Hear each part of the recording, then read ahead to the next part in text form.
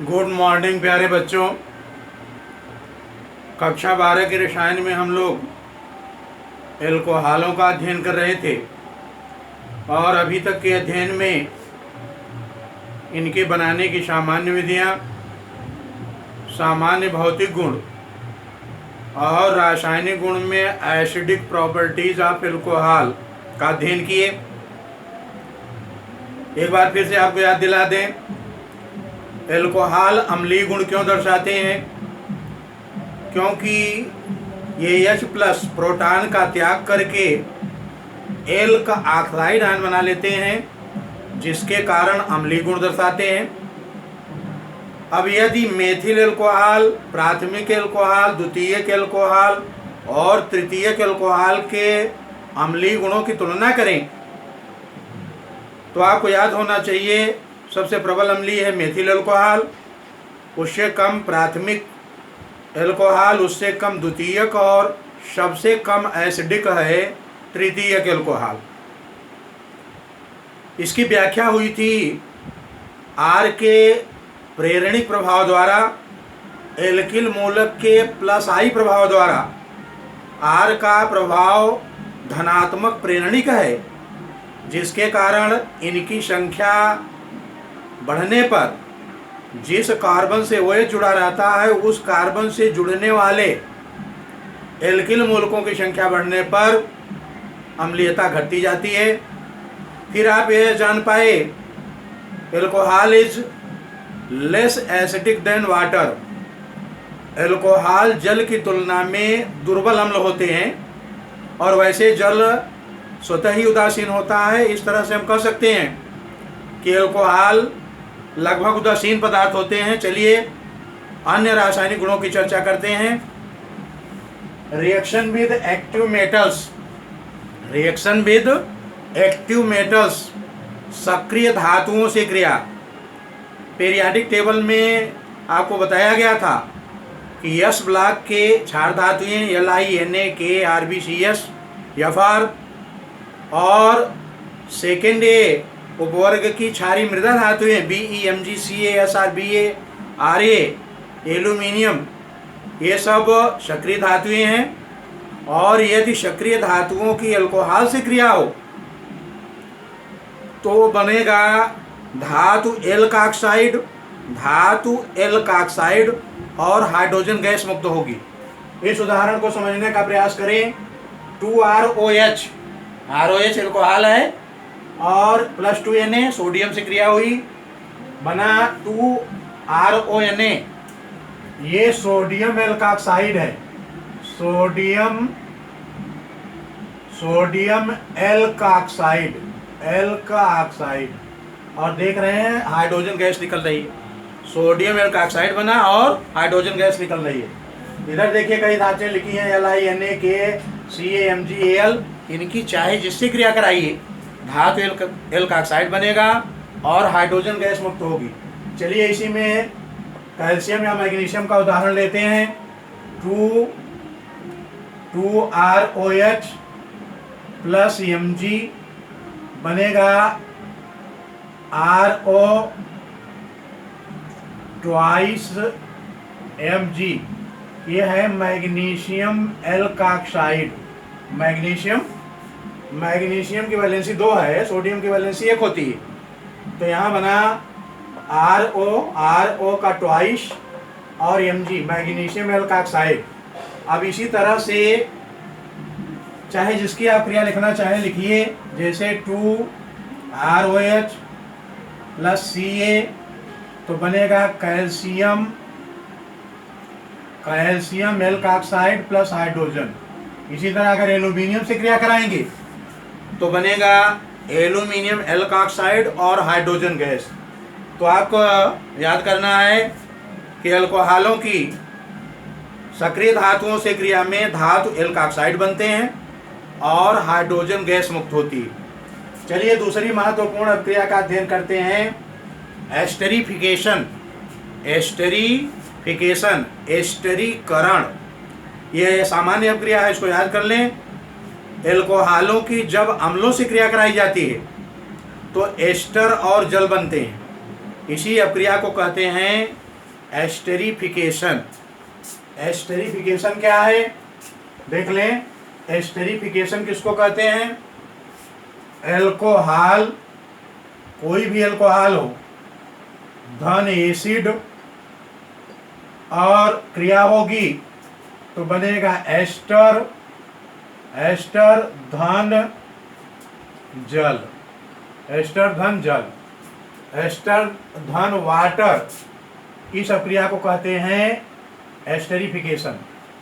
फिर से देख लें, एल्कोहल धन एसिड, एस्टर प्लस वाटर। एल्कोहलों की अम्लों से क्रिया में एस्टर तथा जल बनते हैं, इस अक्रिया को कहते हैं एस्टरीकरण।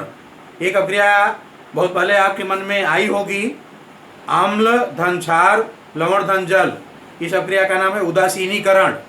और एल्कोहल धन अम्ल, एल्कोहल धन अम्ल बनेगा एस्टर धन जल, इस अक्रिया का नाम है एस्टेरिफिकेशन।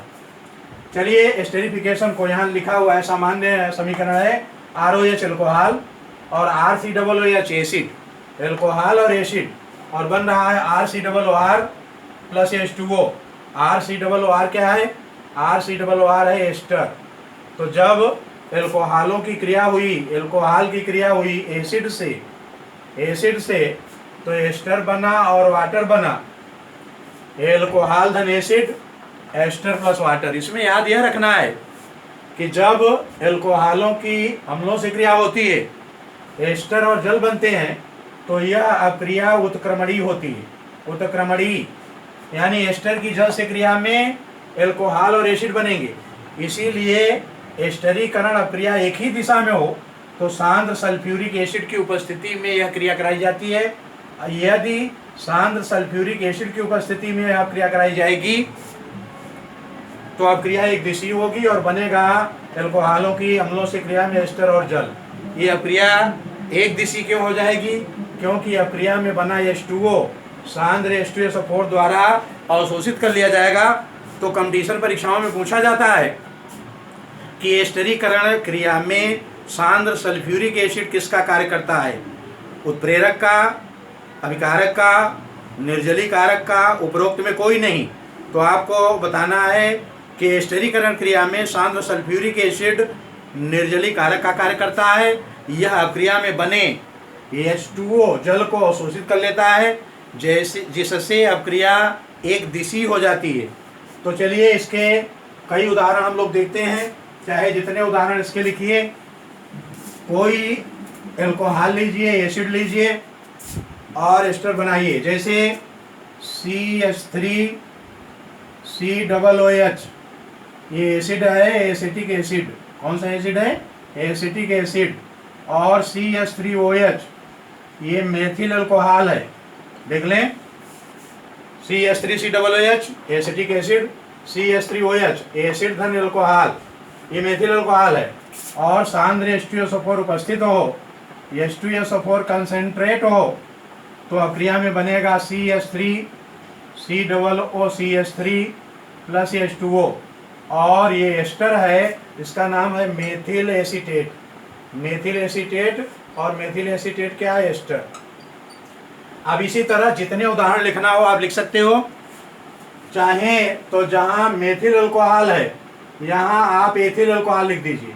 मेथिल अल्कोहल के स्थान पर एथिल अल्कोहल C2H5OH, ये एथिल अल्कोहल है।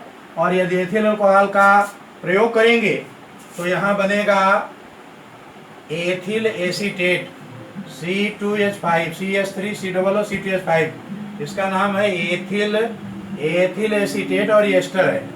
तो आप समझ गए होंगे कि किसी भी अम्ल की एल्कोहल से क्रिया कराएं तो एस्टर और जल बनेगा, और इस अक्रिया के लिए सांद्र H2SO4 की उपस्थिति आवश्यक है, क्योंकि सांद्र H2SO4 अक्रिया में बने जल को अवशोषित कर लेता है, जिससे अक्रिया एक दिशीय हो जाती है। तो ये निर्जलीकारक का कार्य करता है।